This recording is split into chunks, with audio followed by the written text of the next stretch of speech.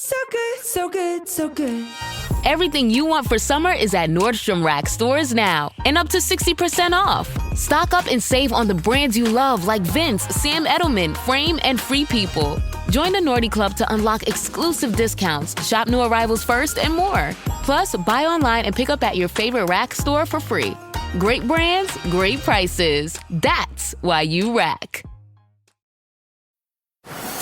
Ready to soundtrack your summer? With Red Bull Summer All Day Play, you choose a playlist that fits your summer vibe the best. Are you a festival fanatic, a deep end DJ, a road dog, or a trail mixer? Just add a song to your chosen playlist and put your summer on track. Red Bull Summer All Day Play. Red Bull gives you wings. Visit redbull.com/brightsummer ahead to learn more. See you this summer.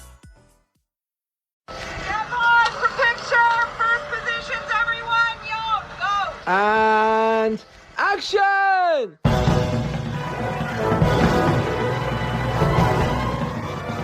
Hello and welcome to episode 336 of the Filmmakers podcast.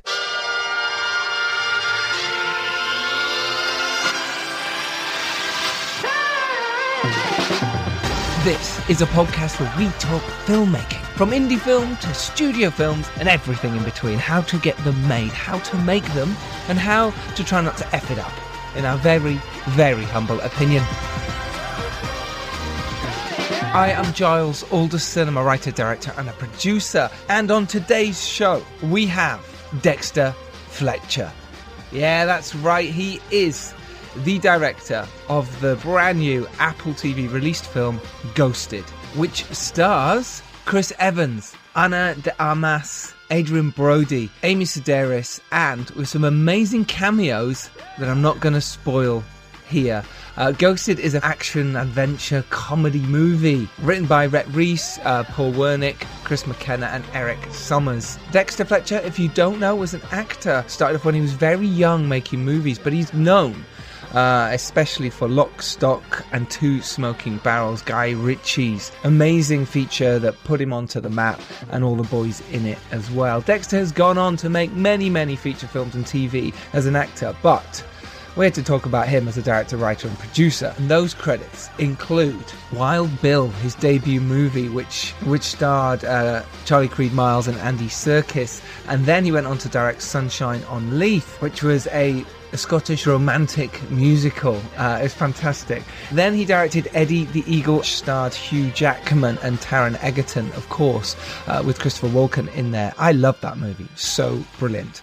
And then he was asked to replace Bryan Singer as the director on Bohemian Rhapsody, which he did, but he ended up getting an exec producer credit, as the DGA rules only allow one person to be the director of any said movie, which is sometimes unfair. He then directed the fantastic Rocketman, again starring Taron Egerton. It is brilliant fantasy musical drama based on the life of Elton John. If you've not seen it, you really need to see it. I'm sure you have. Those who are listening now, I'm sure you've seen Rocketman.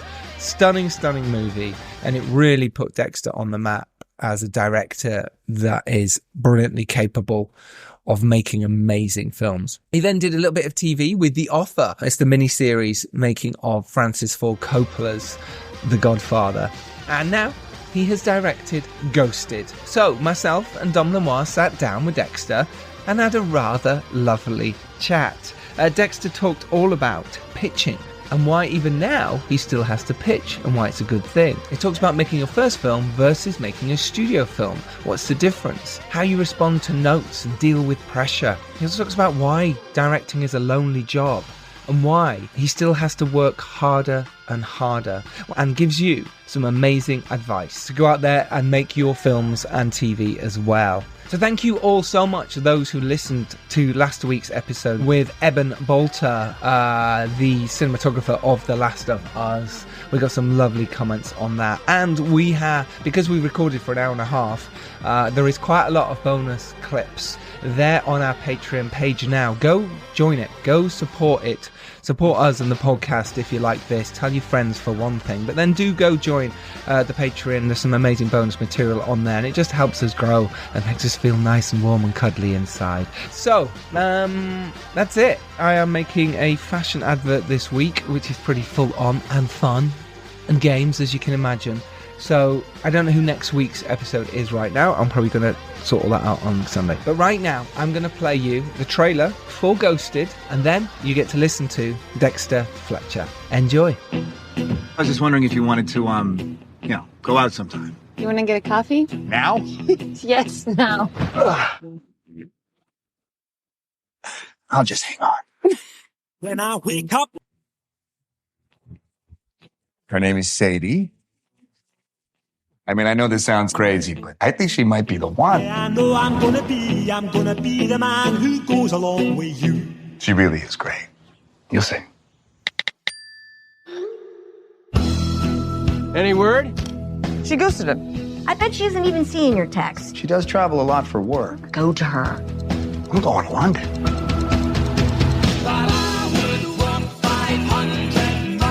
See, you get it. It's a grand romantic gesture. Yeah, that is amazing, mate. 5,000 miles to surprise a girl who you've only met once, especially if she's the one who ghosted you.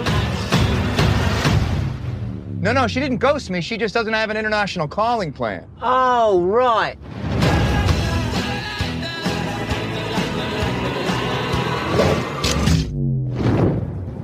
Where am I? Oh, God, you have the wrong guy? I'm a farmer. Wait.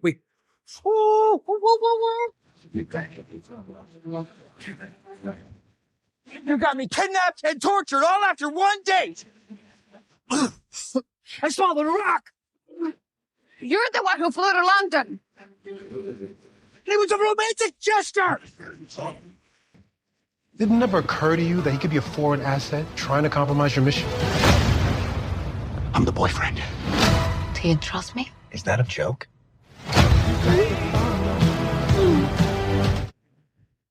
Hey, Dexter, how are you, mate? Giles Anderson. Alderson. Yeah, Alderson. I get Anderson all the time, be honest. Mr. Anderson. Yes. Oh, of course. You do look like a computer-generated Matrix type person.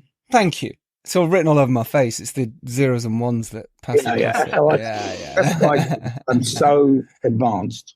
Yes. He does like to inhabit those zeros and ones. Yeah, it is. It's the only way. This is Dom Lemoir. No, he's a fellow writer-director, as like myself. Hello. Funny anecdote to start, actually. I once drove you at home, Dexter, on, I think it was when We Still Kill the Old Way, after the church scene many years ago. So there's a fun anecdote. Must have been very enlightening driving me home all the way to East London. That's the one. It's a great story, the way you tell it. That is brilliant. You make that fantastic. Oh, he does it every party, that one. Yeah. Pulls that one out. Went to home once. Yeah. What happened? Nothing. I just Nothing. dropped him off. Dropped him off. It was lovely. Yeah, it was really good. Yeah. It was happy. And that's when I had a gun that shot round a corner, if I remember. Yeah, exactly, yeah. And instead of getting out the car door, you climbed out the window. Anything, sunroof. Sunroof, yeah. I actually squeezed myself down the exhaust. Yep. It was quite a feat. Literally, feet first. Lucinda Rhodes-Tackera, who you know, was supposed to be joining us on this one. Yeah, this is all our podcast. We do it together. We're all filmmakers and we chat, and she's one of us. And lovely. She's great. Her husband's ill, so she had to literally take him to the hospital right now. So wonderful Dom's stepped in. Okay. Well, yeah. I hope he's okay. I do too. I'm average at best, if I'm honest. I meant her husband. I know you think everything. I thought you were hitting with a joke. Well, we've got rushed hospital. But no, we can make it about you, Dom. That's exactly. Fine. I love how Dexter's already got your card, Dom. And straight away went, well, it's all about you. Thanks for joining us, man. I really appreciate you taking time to chat. Of course. Really do. Like I say, this podcast is for filmmakers. We do it because we love to help other filmmakers as well. So it's all about advice and whatever you can give, within that time. But yeah, I really enjoyed Ghosted. We'll start there first. Oh, you saw it? I saw it. I got a screener sent to me. Ooh, I know. It's not out till the 21st of April. In fact, when this drops, it's probably out by now. Oh, okay, great. On Apple TV Plus. Everybody's seen it on Apple TV Plus. Yeah, exactly. Oh, good. You enjoyed it? Yeah, I did, very much so. I thought the two leads were fantastic. Obviously, they're fantastic anyway. They are pretty good. Yeah, you've added Amaris and how do you pronounce? I always never know how to pronounce Ames. Chris de Yeah. Ames and Anna Evans. Yeah, yeah, just mix them up. I'll put that in the show notes for you. Yeah, it works. Anna de Ames, Chris Evans. Yeah, I think that's what I called her. She hasn't hit me yet, so it must be. So that's always a good sign. It is. What a decent cast. Look, did this project, Ghosted, did it come to you? Was it one of these that you developed for quite a while? It's a big studio movie as well. Brilliant action in there. Beautifully well directed, by the way. Some really lovely moments and movements with the camera, and really interesting to pull you in. It felt like a romantic comedy at first as well, and then it just the idea that apart. Yeah, really nice. Working like that. Yeah, that's the idea. I mean, it is it's a sort of multi-layered question in a way, but the aim is to kind of wrong foot the audience, or just sort of lull them into a false sense of security, because there's so many tropes and kind of genre buttons that you can push that people go, oh, okay, I know where I'm at. Okay, how's this keeping me engaged? And then, all right, it all suddenly goes belly up. But how it originally came to me, I got sent the script through my agent in America, and I was working on a show called The Offer. Love that, by the way. What a show that was. Thank you. Yeah, that was good. That's a good show. That's a show well worth watching. So I was deeply ensconced. That was my first sort of LA kind of experience, really. I first time I'd shot there, so that was great, and that was ticking along. But then this came to my agent, and they were like, "You got to take this very seriously. It's Chris Evans, and it's Skydance and Apple." And so I did, and I read it, and I just saw what I thought was a great opportunity to kind of flip things a bit and play around with, genre. And I do like Chris Evans. I think he's sort of underrated as a comedic actor. I've seen him in some stuff that he's really made me laugh, and I like that. And so, he was on, and so I sat and chatted with him, or Zoomed with him even, and I think they felt that because of my sensibility with like Rocketman and even Eddie the Eagle, they thought I was an interesting choice, so that was good for me. and then I had to, probably with several others, pitch my version of it. You still had to pitch. That's interesting. Yeah. I don't think it's a big budget. It's 150 plus. So I'd made some sort of interesting, but I'd not handled that kind of money before, and certainly not action at that level. Maybe a fight in a pub in Wild Bill, but other than that, I had to sort of have some kind of sense of what I would do, rather than just giving me the money and let me run off into the hills. That'd be all right. Yeah, I suppose I could have done. No, it was good for me. It's a good thing to have to do, though, because you kind of make all these choices and decisions, or you start yourself on a creative road that you kind of adapt and either see through or completely change. But it gave them an idea in the sense of what I would do, and they loved that. And then they like, can you get out of directing the last 2 episodes and come and direct this? Wow. So what were some of the sort of the choices that you wanted to pitch to them that was your like vision or your unique thing that you thought, okay, this is what's going to sell me the job, or this is what I can do that's unique to me? Well, I saw it as a huge opportunity, aside from a really interesting dynamic in the relationship, that, I found it was very funny that that someone a very high achiever at work, i.e. de Armas's character, suddenly has this kind of spare fifth leg to a dog turn up. You know what I mean? It's like a real... And I found that funny. And I also found the idea of her finding it really, annoying, very funny. And so I liked that. So that I talked about that a lot, I suppose, but also talked about the globetrotting aspect of it. How do we make it really feel like this guy who's never been anywhere suddenly is seeing the world and how does he navigate through that? How does he suddenly start dealing with being in a market in a small village in Pakistan, or a mid-sized town in Pakistan, and so I suppose I talked about scale and vision and how I love to populate my projects with people, as many as I can, which drives them crazy because they cost money, time, and effort. Production value, though. Production value, exactly. And then I just made it I tried to make it as globe-trotting as I could. So I suppose I spoke about that, but also about how this story, to my mind, would be much harder to achieve if you kind of set this very real tone with the meet cute, as the Americans like to call it, and then go off into somewhere complete bananas in the action. So I wanted to keep the action rooted. So I spoke about Indiana Jones, the first chase when he's on the horse and he's chasing the truck and stuff like that, about how there feels like, Indy is making it up as he goes along. And I think that is the kind of charm and allure of that particular film, because unlike now, it's like everyone knows where the punch is coming from, and Indy never knows where the punch is coming from. And I think that's what hopefully can separate a bit of the action, that it's to not be ahead of it, to be in it, if you know what I mean. And so I spoke about that, and like Romancing the Stone as well, or even Midnight Run, or North by Northwest, someone completely mistaken for somebody else, and just trying to figure out the fuck what's going on. I love that, someone. So I suppose I was talking about those sort of things, and Evans was like just bouncing up and down, because that's, that's what he wanted to do, was pull the rug from under Captain America, I think. And it really does work. And really fascinating there, you mentioned a load of films from, 80s, maybe early 90s and previous, which kind of says a lot of these type of films don't often get made anymore. And I think that's really interesting, because I really like this film. I thought it was really fun. I liked the way it turned on its head, that you thought a certain character was going to be a certain way, and they weren't. And, and Chris to play that kind of a role where he's a bit useless, he doesn't know how to handle these situations, was fantastic and really fun. And the chemistry between the two of them was amazing. How did you handle, because you said you hadn't done that much action except that punch in Wild Bill, etc. Though, to be fair, there's quite a few brilliant moments in a lot of your films where I would say there's a lot of action, though people might not say it's action.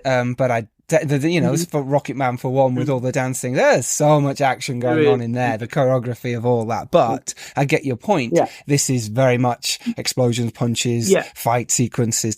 How did you find that? How did you navigate that?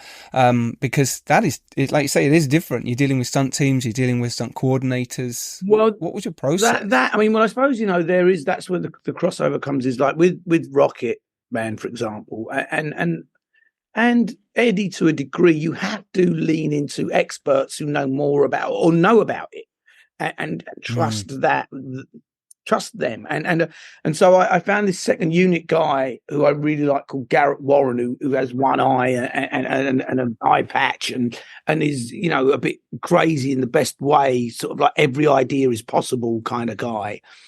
And he works a lot with James Cameron, and he was out in Australia, I think, or shooting with Cameron. Anyway, I just loved him. And so I would give him a shopping list, as it were, of stuff that he would go and shoot up in second unit. But also we would devise pre-stunt visits, of certain moments, like on the jet and the bus was pre-vised. And that was a new world for me. So I was starting to see stuff before we committed to camera. So ideas could take shape, and I could spend time with them. But it's like choreography with the dance numbers, that they go off and they choreograph, and you come and I don't know dance moves. What am I going to say? I'll make them do a jeté there. That'd be good. if we could throw in a bit of fucking Running Man.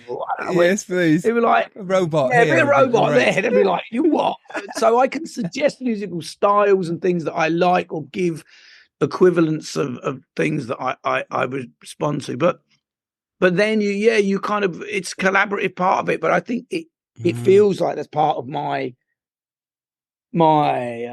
kind of background, being an actor. You're in an ensemble, you're in a collaborative process. So I'm all good for that. I mean, my favorite phrase is, I know what I don't know, which means that I understand what other people do know, and I'm really happy to sit in the middle of that and look like, and just take all the glory. Do you find it easy or a challenge in terms of trying to work the performances into all those stunts and all those, those kind of choreographies? I don't find it, because everyone's so focused, aren't they, on like, okay, we've got to do this move here, the camera's got to be here, safety. Yeah. Like, does it kind of take care of itself because they're focused on what they're doing, or?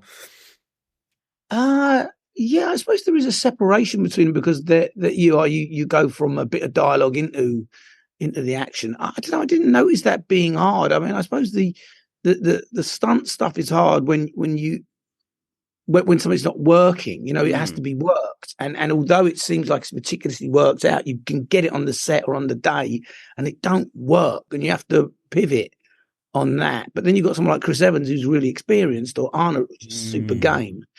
I don't know. I think it was always in the fabric of this. It was always, them on the bus arguing.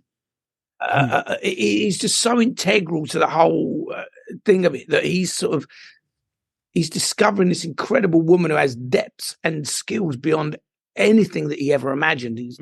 Yes. So it's kind of written into the material and how you're planning it, I suppose, as a whole. Yeah. It was always in the previses that they would, it was bad animation of characters up, goldfishing, and then the dialogue written underneath. But I think it was really important that for this, I was saying about, because we're sort of in the action, not trying to be ahead of it. No one's anticipating things. Kind of gave it an immediacy that works with that dialogue and if you know what I mean, that relationship building. I always want that those. It's like a dance number, It's like a great friend of mine, Matthew Bourne, came and saw an early cut of Rocketman. He's a great choreographer, and he said about a particular piece, he's like, I don't know why that dance is happening. Why is it happening? And it's a really good question, because you go, and there's a dance here. And so you put in a dance, but then you go, fuck, what motivates it? I know it's a musical and people are going to sing and dance, and so it changed things a little bit, but and I think it's got to be the same for the action as well. Why is she driving that fucking bus the way she's driving it? I think you've hit on such an important point across like every aspect of film, which is motivation. I mean, like when I was learning to work with actors, like that was the big sort of realization, is if someone's doing something and there's no reason for it, and it feels like there's no reason for it, or if they're doing something in the story and there's no reason for it, that's when you lose your audience. If you can get the motivations and it's there at the right level, everything else falls into place. Yeah, exactly. And people understand it on a very, a sort of human level, really instinctively, really quickly. It's just when it's like, but if you say you're going to call the police, you either do it or you don't. I don't know. There's got to be something there's got to be clear. There's got to be clarity why. And actors want that. And I find that I do a lot of that groundwork first of all, so that when you get to the scene, you can concentrate on what's happening in the immediate. You don't have to talk about the backstory and how your dad didn't love you enough, or your mum, macked you for eating the strawberries or whatever, You don't want the DP to be stood there, or the camera person holding the camera, and you're there talking about, what happened in 1939. Do you remember? Yeah. You know what I mean? It's just, they're going, really? Right. You couldn't have done this earlier? You know what I mean? Right, really? With your big budgets? Yeah. Rehearsal? Yeah. It's like, I need to get some lights. Where am I going to put them? Yeah, exactly. How do you compare doing something as big as Ghosted when you go back to something like Wild Bill with your, debut movie in that sense? How, you're comparing the two, but yet would you still say it's the same thing, but just on a bigger scale? How would you describe that for our listeners? I mean, that's the most straightforward answer, but I suppose no, because the think about something like Wild Bill and the luxury of Wild Bill and making your first film. And I don't know if it's unique to my own experience. I suspect it isn't, but I had a movie that was pitched at a certain level, a certain price. Someone went and got me that money and went, here you go. You go do it. And I'd co-written it and I'd got all my friends to be in it. There's not a person I don't know personally. And I kind of had an autonomy in a way that I've never experienced since, because those producers were very trusting, and I had this wealth of experience already behind me, and they were like, "It's your baby, it's your thing," and it was working. And long as things are working, you get support. As long as the dailies are coming in and everyone's hitting it, and then things would fuck up and you'd pivot and make it work or whatever. So. And so that was good. But so as soon as you start working for a studio, because that wasn't for a studio, we made it and then sold it afterwards. That was the Universal bought it afterwards. But when they go, okay, you're doing a film for Fox, you got Fox's opinion, you've got all those things. And that's the big difference. Sure, the money can make things easier to be like, I want this there and then, and can we all fly out to Germany and look at a ski slope? Of course you can. And you can do all of that. But you're dealing with a tougher situation, more voices, more opinions. It's interesting. I think a lot of our filmmakers who've come on this, and I felt the same way. You're never as free as your first film. You might be shitting yourself more than any other film, but you're never as free to just go, well, whatever happens, happens. And you don't realize it until it's too late. You're like, this is great. Everyone's fantastic. This is really cool. I can just make the day really good. And then, no, absolutely. You don't have so many long nights of like looking at cinema like, fuck, what am I going to have to deal with tomorrow? Yeah. How am I going to deal with that exactly? What am I going to say to respond to that situation? How am I going to get this part of the edit that I really want in to stay in? You know, all that kind of stuff. It's that sleepless night stuff. Yeah, absolutely. And stuff that you can, that you've kind of got in your head. Now people they want to see it before. They have to. The stakes are higher. They're like, this is fucking millions of dollars. Yeah. Good you say, oh, God, it's sus. Don't worry. It's like, show us. Tell us. Is that part of your process when you sign on to a big movie like this? Is it that you just sort of take it and you understand, all right, I'm working with Skydance, I'm working with another studios. Is that okay? I'm going to have to take that as, or is it? Do you think about having those conversations up front and think, well, what's my process in the edit? How much am I giving away? That kind of deliberation. I suppose you kind of. You just get wiser to it. I mean, hopefully you don't get jaded by it, but you just get wiser. Like, okay, maybe in the long, and you try. And I suppose if you can counter it early enough, if then you can save yourself trouble down the line. But there's always going to be something. There's what they call in America low hanging fruit. There's something you're gonna go for, and it's like, oh man, and there's other things they go for that are massive that are like. Okay, you just sort of, and you just find ways of handling. As an actor, you're aiming to please everybody, which is a standard thing. But as a director, that's like you got to please you and you alone for the greater good, which is a much more difficult thing to navigate around. You're going to be like, I'm telling you, this is the way to do it, and sometimes that can get borne out, and other times not. It's having justifications ready, isn't it, to go with what your vision is and say, this is why this has to work, and you've got to be prepared and do your homework. Yes, and also being able to counter the justifications that they're going to give you, because it's not like they're going to come to you and go, "Oh, I like it that way," or "No, that's what I want." They're going to be like, "We've looked at the data, we've looked at the algorithms. There'll be all sorts of stuff they're going to show you, or we know what we're talking about when we say this. That person cannot be that way." And you go, "Well, I think it's a risk and a gamble. We take it, and we, that ain't stuff they're going to want to hear." You have to have. Yes, smart arguments to come back, which I don't always have. I respond emotionally, and then I go and talk to my clever wife and say, calm the fuck down. What do you want to achieve? What's important? I need that external voice as well. That's interesting. Question I want to ask you is, how do you deal with those situations, the pressure situations? What is it you do? And it sounds like your wife is a brilliant help to you.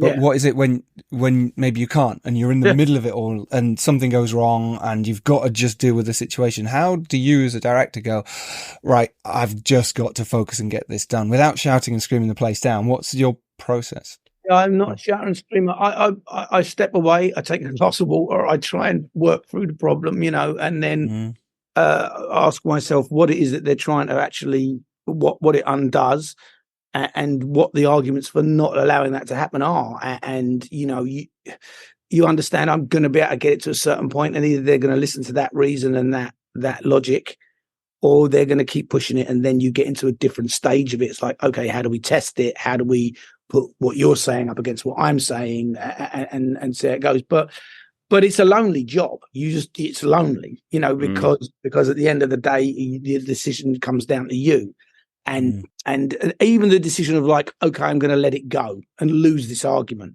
That's the decision to be made, or not going to, and then it can get taken away from you, the decision, which is really fucking hard. When the decision gets taken away, you're like, that's why I could imagine people completely lose their minds. I mean, there's certain things that you just can't win, but it's not for want of trying. You just have to take yourself out of the situation, because when you feel the emotion rising, that's counterproductive. It can't. Yeah, taking time out is such a valuable thing. If you can wait till the next day to write that email, and then time allows you to, it's such a valuable thing rather than like responding in the moment and getting caught up in it all. Yeah, I agree. I suppose the flip side is you've got these studios and they have got this wealth of knowledge, so it's an asset as well to be utilized. No, exactly. It's not to say like only your ideas are good. That's what I'm saying. I know what I don't know. I mean, I was like, okay, I'm prepared to give that a try. I'm willing to take the argument on board. Has your process with actors changed much from going from like Wild Bill up to something like this in terms of like the prep, how you talk about the role maybe before you're shooting, those kinds of things, or is it kind of similar? What the prep building up to these? Like sort of character development and talking about the character, the rehearsals. No, that evolves. Hopefully, that evolves with you as you make bigger. You get into bigger canvases. It's an incredible experience, and as that experience gets bigger and more complex and more involved and allows you to expand your imagination and your vision, then you've got to be able to evolve with it, I think. And then otherwise, if you think you've got it all pegged, you'll probably end up in a sticky situation.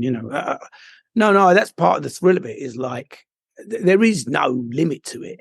And equally, I imagine even if you go, you sort of choose to do something that's a lower budget, you've got to be able to adjust as well to that. It's about being adjustable, I suppose. But I mean, look, the filmmaking essentially is like the combustion engine, isn't it? It's essentially the same process. It has been for 120 odd years. It's not. I mean, okay, now it's digital and now there's electric, but for a long time that process was the same. There's the core elements that are there. But every time it's different because you're creating something new around those core elements. So yeah, I suppose I always feel like I've got to work harder, be more prepared, but work harder, because the opportunities are great and immeasurable. That's really interesting. Yeah. And for this film as well, you were talking about sort of spontaneity. Did you avoid doing much rehearsals and over talking about stuff, or? Oh no! But I think spontaneity can come through having a really good foundation of rehearsals. Look, that's going to give the freedom. Like I say, like if you do all of that groundwork and that history before, you don't have to be talking about it on the day, like you were saying. So that's you don't want to talk about it then. You build that character, and then you can be spontaneous, and you can say to Ana de Armas, ask him if he's comfortable when he sits in your lap, and it comes from a place that is really rooted in that character and becomes really funny. It's just a funny idea, a funny line that you can throw in, or they can say, I could say this here, that'd be great. And it gives you that freedom. And equally is like, we got nothing. Let's rely on the script. Let's do that. That's great. I was waiting for a reason. It's good. Make it work, But impro is the hardest fucking thing in the world. It's the hardest thing in the world. If you haven't got any foundation behind it, because the best improv is when you can just improv yourself. And you can't really improv yourself in a film because you're playing a character. It's really difficult. Thing that I grew up in doing with Anna Scherz, the impros there were great, but we were just playing ourselves, So that's why they were rooted in that and what we were experiencing ourselves. Interesting. You get that onto a set, and it's much more complicated because here's a hat, here's a costume, here's a different character. Here's an environment, so I'm a little wary of it, but I do love spontaneity. I do love that. At first, I didn't think it was real. I woke up to this blinding light, and I was transported to another place. Pluto TV. Then I heard a voice. Come with me if you want to live. There were thousands of movies and shows, and they were all free. The truth is it's just so beautiful. On Pluto TV, free streaming of Terminator 2, Fringe, Arrow, The 100, and The X-Files may cause excitement, loss of sleep, and sudden belief in extraterrestrials. No credit cards or alien encounters necessary. Pluto TV. Stream now, pay never. You said this place was steps from the water. We just haven't found the steps yet. How much did we save? Enough. Enough to get lost? Or you could book a stay with Hilton. Welcome to your oceanfront room. Just steps from the water. The Hilton sale is on now. Book on Hilton.com or the Hilton app and save up to 20% to get the stay you expected. When you want savings, not surprises, it matters where you stay. Hilton, for the stay. Kayak gets my flight, hotel, and rental car right, so I can tune out travel advice that's just plain wrong. Bro, Skycoin. Way better than points. Never fly during a Scorpio full moon. Just tell the manager you'll sue. Instant room upgrade. Stop taking bad travel advice. Start comparing hundreds of sites with Kayak and get your trip right. Kayak. Got that right. Did you always know you were going to direct? Was it something? Because not, well-established actor with Lock, Stock, Layer Cake. For me, Press Gang was brilliant when I was a kid. Loved it. You were great in it. Was that? Did you even know back then? Was that you kind of going, I've got this itch to direct, or was it because you were just doing so many films? You're like, I can do this. No. Was there a moment? I don't think I ever consciously. I thought maybe I was just sort of inadvertently or subconsciously skirting around the edges of it. And maybe it was, it really Bill came about because I gave a producer a script who made the assumption that I wanted to direct it.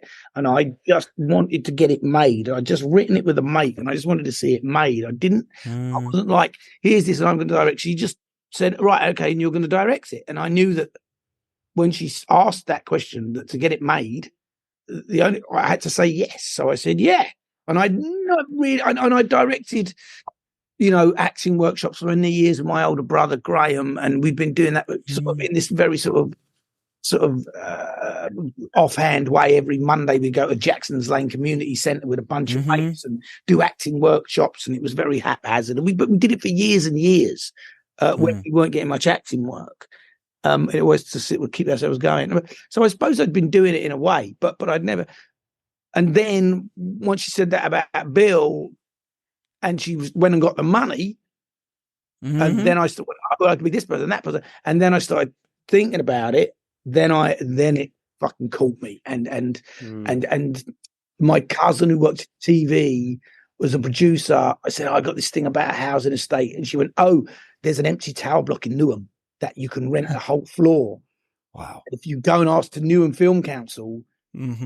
So I just went there with my brother. Even before we really had anything in place, and they took us there and took us to the 19th floor of a tower block in Newham that overlooks the Olympic site. As it was being built, and they said, "Oh yeah, you can have all 6 flats. You can use that as your production office, and that as that as your green room, and that's as your chainer, and that's." So I was like, "Fuck!" So that it became a fortuitous thing. So and it overlooked the Olympic Stadium, which then became a metaphor for the film. Kind of filmed it all. It was like this. And then I was like, I'm brilliant at this. Well, it's a great debut, to be honest. Yeah. We've seen some debuts. It's a classic, It's a classic film. It's really good. Oh, yeah. And you were like, right. Honestly, was at that moment, though, the way it wasn't like, oh, I'm brilliant at this, like you're mocking there. But of course, there's that moment of, I really love this. Yes, that was the point. I really love it. And especially when I got George Richmond, the DOP, who could see it and tell me things that I'd never thought about. I was like, oh, there's a screen, there's a scene on the top of the roof where Bill's talking to his kid, he's caught him, and we scouted it all out, and it was beautiful up there. It was a beautiful, clear day. We scouted it and went back. And then the day we came to shoot, the morning we came to shoot, it was really overcast, and there was mist. It was like, you couldn't see everything. I was like, it's fucked. And he was like, it's so good. I can't tell you how fucking brilliant it is. And now when I watch it, I was like, he's so right. It's great the depth that it gives it, and the mysterious kind of nature of where they are. It's just those great things that you just learn along the way. Or he would just go off and do a shot from underneath a tower block that I would just come back and use and find. I learned more about transitions on that than anything. It's sort of like this word that is bandied around. Talking of transitions, look, Rocketman. Well, before we know you've got to move on. The transitions in Rocketman, some of this stuff is just delightful. Your one take stuff that certainly looks one take, steady cam dance numbers. Yeah. Honestly, it blew my mind. I remember watching it in the cinema, just go, Oh my God, that is good. Right, it was just electric and beautiful. I take it you planned all that. Is that, and where did it come from to go, right, I'm going to do it this way? Because people often didn't do musicals like that unless it was the old school, just wide shot dragging along. This is exciting. I think that was it. I think I love musicals myself and I watch them, and I do when I go back and see them and I go, oh, fuck, it's just, they've just locked it off and here they go. And it's great. And there's there's a tradition of big long shots in musicals. We rehearse, and they could do it. And we reached for that. But also when I did Sunshine on Leith, I made conscious effort to deconstruct it there as well, because it was all set in a family home or just out in a, on a street and stuff like that. So I kind of borrowed from that, if you like. I sort of leant back into the finding the unusual ways to shoot the musical numbers there. There's not so I don't know, but yeah, we built, we had the set, we had things laid out, and some we knew were going to be big, long, connective transitions, and others were just people sitting around a dinner table sort of singing about their inner voice. The great thing, my wife works in opera, she was like, the aria is the inner voice. That's what the beautiful moment of the aria is in the opera, when the inner voice speaks, and it's not about the facade or the character you portray to the world. It's about what's going on inside, and that really unlocked a lot of things for me as well in terms of the musical. I try to treat it actually more a bit like an opera.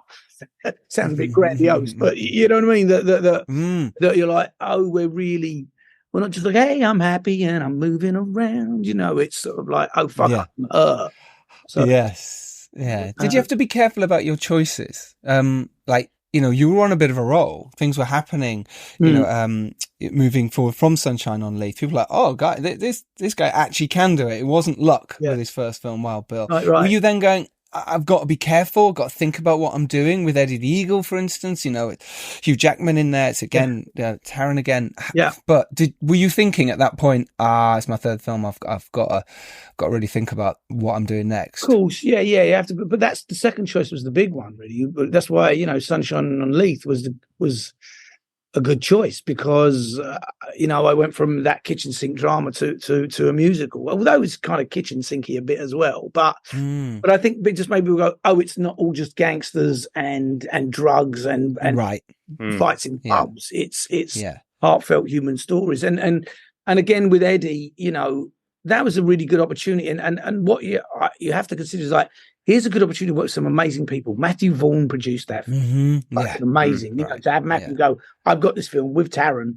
It's a biopic, and Hugh Jackman is going to be in it. So, right, that's a fuck. How do I make that work? You've got to, I'm not knocking out screenplays every weekend. I'm not doing that. I have to read them and go, how do I make this good? All I want to do is make it good. That's all I want. What do I watch it? Make it good. Don't outstay your welcome. Get the fuck out. Keep it entertaining. But that was then, But then Eddie bumps into Rocketman, because that, and I was already tied into Bohemian Rhapsody, because after Sunshine on Leith, they wanted me to do Bohemian Rhapsody, but it fell apart at Sony. Right. So then when they had trouble when it was at Fox. They sat at the front and said, will you come back and finish it? And Matt Vaughn went, yeah, go and do it. Go and see what they're doing. So I took a break from Rocketman. What were some of the biggest challenges of moving from the UK industry to American industry? Because there's a lot of filmmakers over here that want to make that leap. Was there much different in terms of the way things work on set, the whole ethos? Yeah, there is. There is. I mean, I don't know. It feels more like, okay, it's going to sound like maybe a crass thing to say, but in America, it's more of a business, where in England, it's a craft, and that's the only sort of how I can equate it. It's fine doing business. Business is great. You can, it's the pinnacle of it. It's, who doesn't want to do it? But England, it's like, it's more of the craft element comes into it, everyone's works their way to where they are. It's the same in America, but they're much more kind of like driving.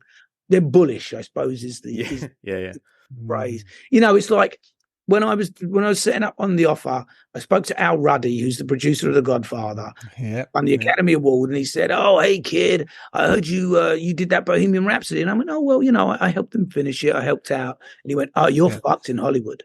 I said, "Why?" He goes, "Listen to you." He said, "You said I helped out on it when they were having trouble. If you was American, you'd be like, I fucking saved that movie. It was on its ass. It was fucking dying, and they needed someone, and I came in and saved it, and it won Oscars and made billions." That's what you got to say. And I was like, right. And that's the difference, because we're like, oh, no, no one gives a shit. In America, you go like, I fucking did it. But so that's what I do now. I just tell everyone I'm amazing. Yeah, and it's hard to do that. We can all learn to do that in England. Yeah, it's true. We struggle with it massively. Listen, they're literally telling us to wrap up. But found a bit of advice for filmmakers out there. So just that, what would you sort of say to them right now? I'm sure you get this boring question all the time, but we love it. So it's hard. I mean, write it, and and I don't know. It's there to be enjoyed.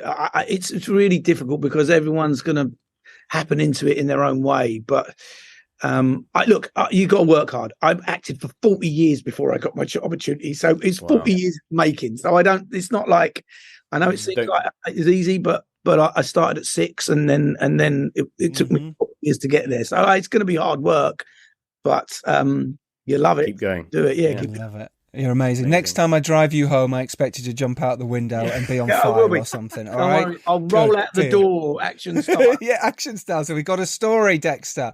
Exactly. Make it interesting. Give Dom a story. Dom, make me interesting. Yeah, please. Say he did a speech from Hamlet or something. Exactly. Jesus Christ. Well, I didn't tell all of the story, but that's for next time. Thank you so much, buddy. All the best. Bye. Awesome. Bye. Makes sense.